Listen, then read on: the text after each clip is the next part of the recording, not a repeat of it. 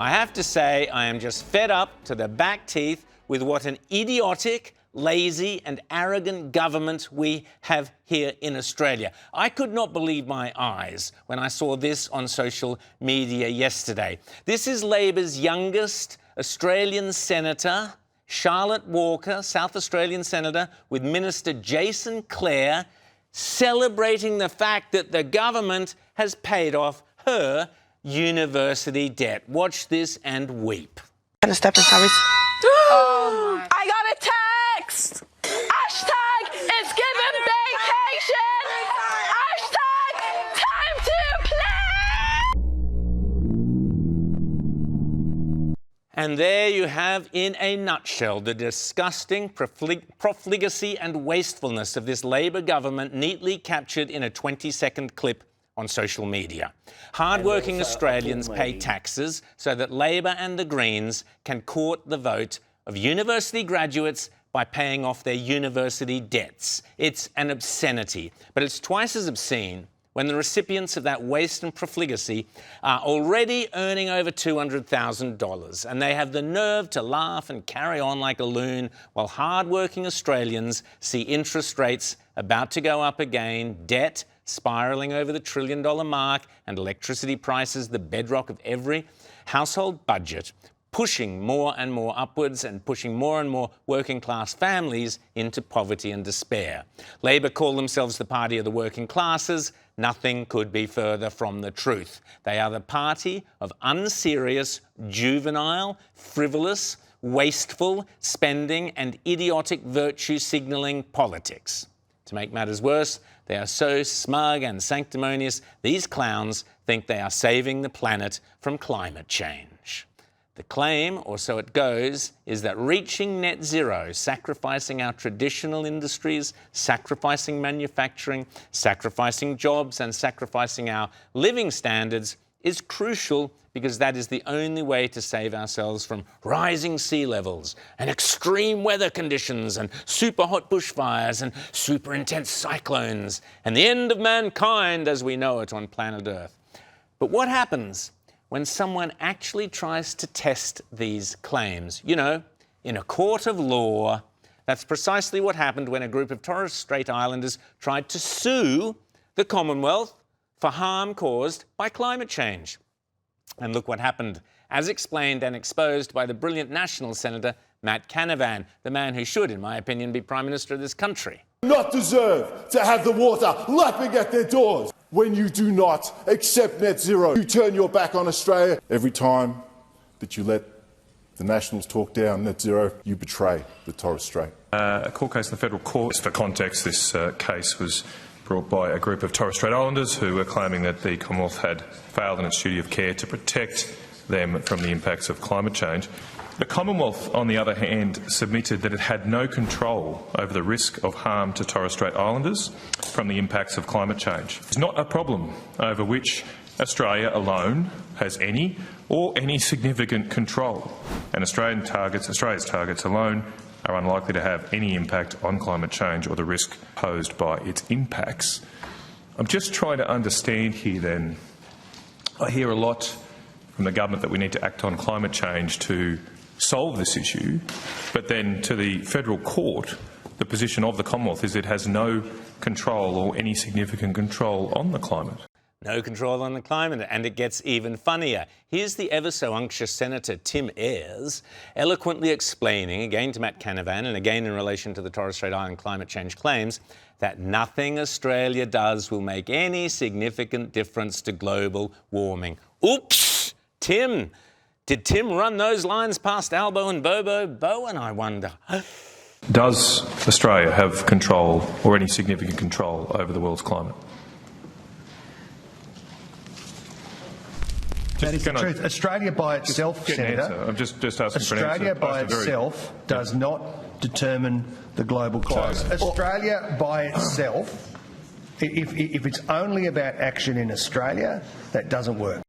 There you have it. Straight from the the senator's mouth. Just as an aside, wasn't it Caligula who had his horse made into a senator or a consul?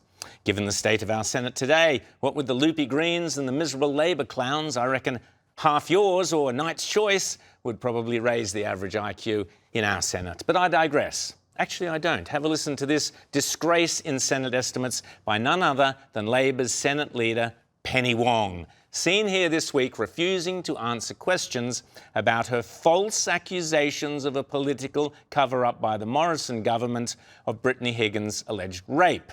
Liberal Senator Ruston was trying to get Penny Wong to answer whether, in light of the court's rulings, yes, the court's rulings, she accepted her accusations of a cover-up were baseless. I've cut together Wong's answers in one sequence. In my opinion, they make a mockery of our parliament and of the Labor government. The answer to the question should be, yes, we made a huge mistake and we apologise unreservedly to Scott Morrison, we apologise to the Liberal Party, we apologise to Linda Reynolds and Fiona Brown. Instead, watch as Wong ducks and weaves. Well, Senator, I will see if the Prime Minister has anything to add to the answer that he gave on the day in question.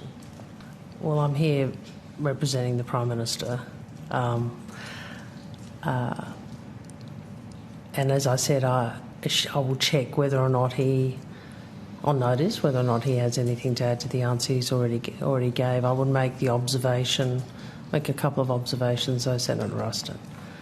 The first is that the independence of the judiciary is an important and central feature of the Westminster system. The role of the opposition and parliamentary and ministerial accountability to the Parliament is also a central feature of the Westminster system. And what I would also say is this. This has been at the heart of this matter was a young woman who a court found was raped in the office of a Liberal minister. And I would hope we can all reflect on the impact on her and, as importantly, all survivors of sexual assault in this country. Now, I know there are further legal proceedings in place which make it much more difficult for us to comment further. I've already given that answer. I've said the independence of the judiciary is an essential element of the Westminster system, so too is accountability to the Parliament and the role of the opposition. And I would note, as I said previously, you may not be asking questions about the issue, meaning a young woman's sexual assault, but that is at the heart of this matter. What a disgrace. You heard all the obfuscation, the ducking and weaving there. So finally, I guess in exasperation, Senator Ruston puts the question as simply as possible. On the basis of the findings of these two courts, are you prepared to admit that those accusations made by you on many occasions were unfounded? I'd refer you to my previous answers, Senator. What? What an absolute disgrace. In my opinion, Senators Wong and Gallagher should resign over their disgraceful performance, dubbed the Mean Girls at the time. 3 women, 2 female senators, 1 Labor and 1 Liberal, and 1 Liberal staffer, were all, according to themselves, the victims of the disgusting, bullying behaviour of these 2 women. Politicians have resigned over far less. Wong and Gallagher demean and diminish our Parliament.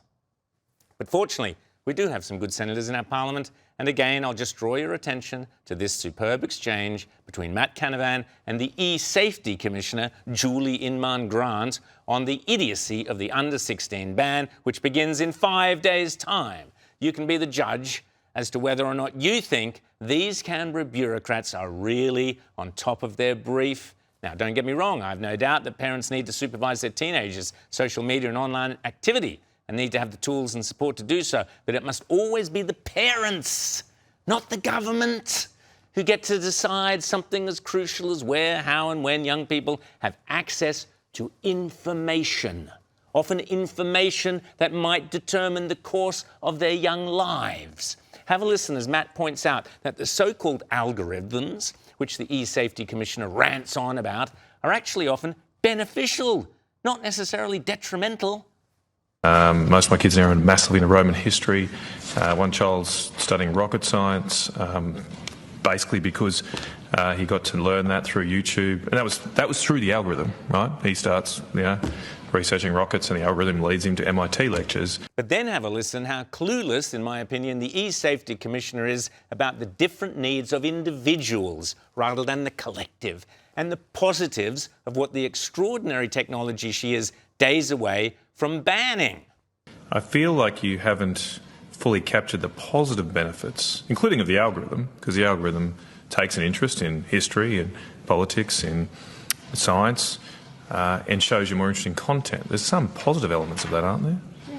Well, some of our research did show that 96% of 10 to 15-year-olds had one social media account, and 70% of them experienced harm on social media, and 40% of those experienced the most harm. I'm just talking about YouTube, just because. Okay, I'm talking 40% experienced it on YouTube. And there you have it in a nutshell, the difference between the right and the left, the difference between common sense conservatism and authoritarian socialism. When pushed, the E-Safety Commissioner resorted to simply reading out, rather smugly I thought, a lengthy piece on the harm that YouTube can do. Users rely on videos and social media for companionship, leads to social isolation.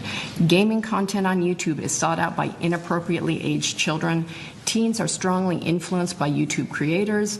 Young adults suffer anxiety from FOMO, and there is an increasing number of children in therapy after watching YouTube. And finally, listen to this exchange. Children can continue to do all of that on their parents' account?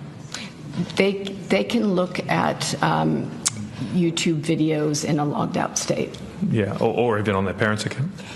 I think if they were, Senator, I think if they were doing that on a parent's account, we would expect that Google would assess that. So they'd block my account? So if I was allowing my child, as a parent, to use my account to look at content, they'd block my account? They may assess so you're going to restrict the rights of their parents. The user of the account is just, underage. What a nightmare.